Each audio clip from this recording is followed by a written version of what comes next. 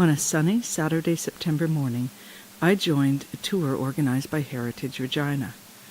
We met up at 100-year-old Connaught School in Regina's cathedral area and drove about 45 minutes west to the city of Moose Jaw to see 3 historic schools.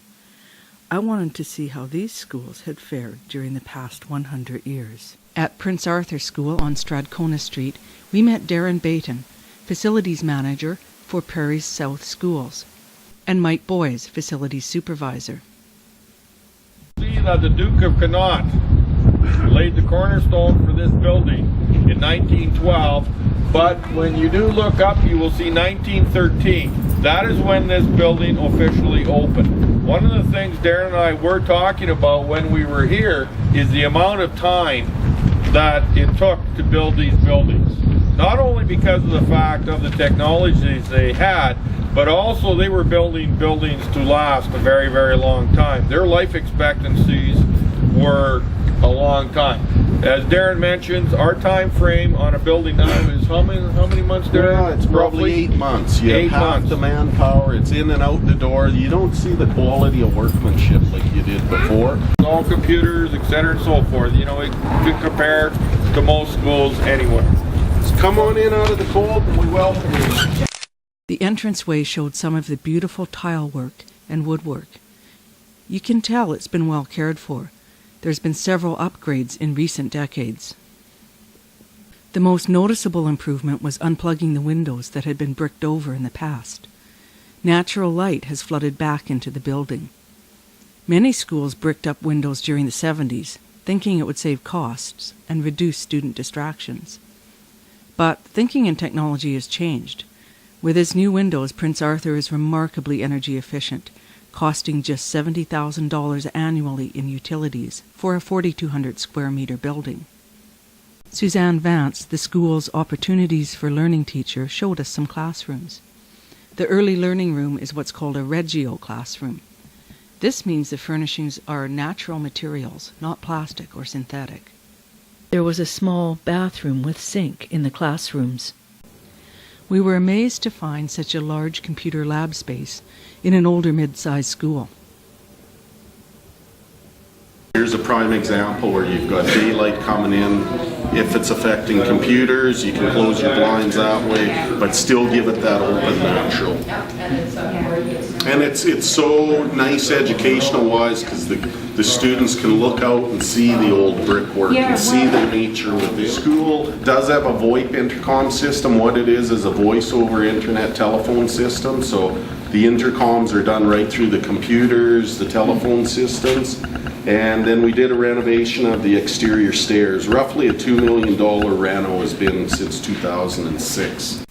The biggest upgrades are the things you can't see. Back in the 70s, a rear entrance was added that caused water to pour through the basement when it rained. Years of damp and mold made the building unhealthy for kids. Beginning in 2005, the whole basement was gutted and rebuilt. Bobcats even drove right under the school. Kindergarten to grade 2 students learned in the gym, while the older kids were split among 3 other schools for a year. The basement and other upgrades totaled $1.8 million, and the kids came back to a renewed school. One kid didn't come back, though. Mrs. Vance told us that the ghost of a crying child was never seen again after the school was put back the way it used to be. Next stop, King George School, which opened on November 11th, 1911. Yeah, that's right, 3 11s. One thing that was different from Prince Arthur was the windows. Here they decided to revert to the original pane configuration rather than large sheets of glass. I'm told this retains the original quality of light and shadow that the designer intended. They made good use of the generous attic space to keep equipment that would normally be outside on the roof, and not much fun to fix in -40 weather. The school grounds have some really nice features, nestled in a heritage neighborhood that has been the source of the school's regeneration. You know, why do you keep it open, etc. and so forth. And now it's just about at capacity or a little bit over. And it's because of the fact being that new families moved into a number of the heritage homes in this area, and it's resurrected itself. King George students commemorated their renovation year with plaques naming all the students who had gone on buses for the year. They came back to a school in their neighborhood that was ready for the next 100 years. Mr. Boyes says he's a convert to heritage schools for the value they bring to students and community. The whole idea of it is we had, for example, we did a gym floor renovation. I had a lady come into our building. She gave me a check for $15 who played women's basketball in AEP Collegiate in 1934.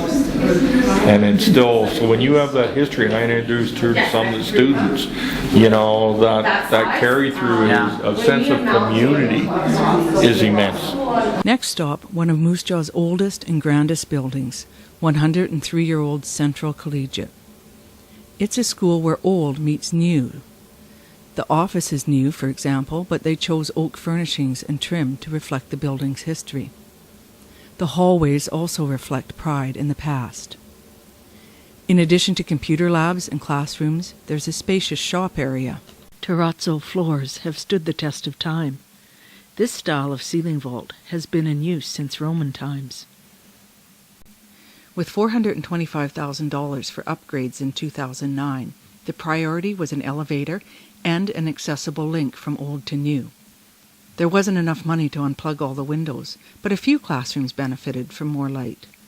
When money is tight, it's all a matter of priorities. Until you open up a foundation wall and look with your own eyes, you can't know if a school is repairable or not. With amalgamation, Prairie South took over schools in 7 divisions, all in varying states of repair, according to how much attention was paid to them over the years. Clearly, there are some challenges, but a few things struck me. 45 minutes outside Regina, renovations cost in the millions, not tens of millions. In Moose Jaw, planning is done locally and in-house, instead of by multinational consulting firms. Moose Jaw's heritage schools are similar in size, age, and construction to Regina's older schools. They've obviously been good stewards.